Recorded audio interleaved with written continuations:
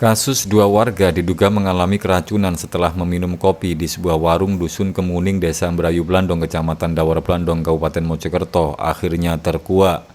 Yang mengejutkan, kuat dugaan kedua korban masing-masing Ponisri dan Nur Ahmad Wijaya adalah korban dari ulah suami Ponisri, Samino Utomo. Samino diduga kuat yang menaruh racun tikus dalam toples berisi bubuk kopi.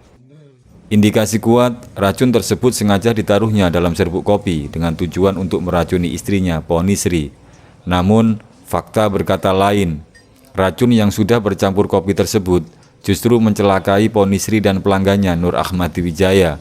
Dan dari fakta-fakta di lapangan, termasuk juga barang bukti dan alat bukti yang sudah bisa kita kumpulkan, kita yakin bahwa suami dari korban, dalam hal ini penjual kopi dan pemilik warung kopi, itu adalah tersangkanya. Kita sudah naikkan statusnya ke penyidikan, kita sudah naikkan statusnya menjadi tersangka, dan resmi mungkin mulai hari ini akan kita jadikan sebagai akan kita tempatkan di rumah tahanan negara di rutan Polsek Dawar Blandong. Kita sudah bisa mendapatkan fakta bahwa yang bersangkutan beli racun tikus di sebuah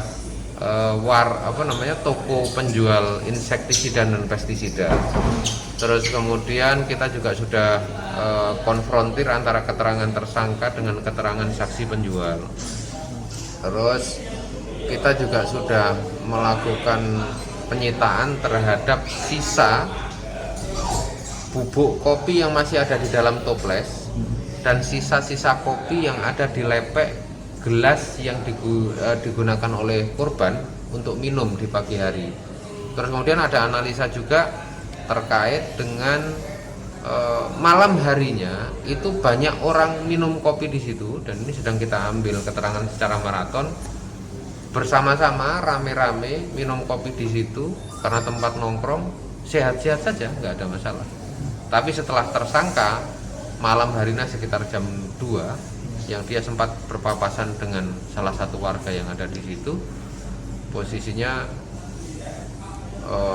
menaruh racun itu di toples tempat bubuk kopi. Pagi harinya dua orang pertama inilah yang mengkonsumsi dan terindikasi kuat keracunan karena meminum kopi yang ada racunnya. Dan terakhir tadi saya telepon, alhamdulillah progresnya membaik ya, yang kemarin sudah parah di posisi koma, sekarang sudah bisa diajak komunikasi, semoga segera bisa sembuh ya. Itu sasarannya istrinya saja atau juga pelanggan? Sebenarnya ya sebenarnya istrinya, dia mangkal sama istrinya ya, cemburu gitu katanya. Cuman siapa itu berdasarkan keterangan tersangka. Kita ini kan nggak bisa juga hanya berpatokan keterangan. Saya akan fokus ke TKP, saya melakukan olah TKP dan analisa terhadap hasil TP-TKP yang dilakukan oleh unit identifikasi, dan secara profesional kita akan membuat analisa untuk menentukan perbuatan melawan hukumnya ya. Dan pelaku diamankan di mana? Di Gresik kemarin kita tangkap. Di kos atau kemarin posisinya sedang tidak sedang tidak di tempatnya dia, cuman tidak juga dalam rangka untuk melarikan diri karena memang kita membuat analisa saja bahwa ini kok mengarah ke sana ya.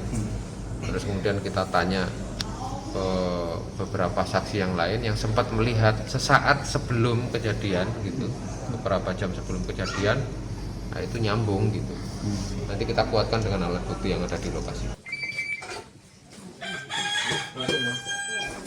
Hingga Jumat 25 Februari, kepolisian belum dapat menghadirkan tersangka di hadapan media dengan alasan masih melakukan pendalaman dan menggali keterangan saksi-saksi, termasuk mengungkap motif di balik tersangka menaruh racun tikus dalam serbuk kopi.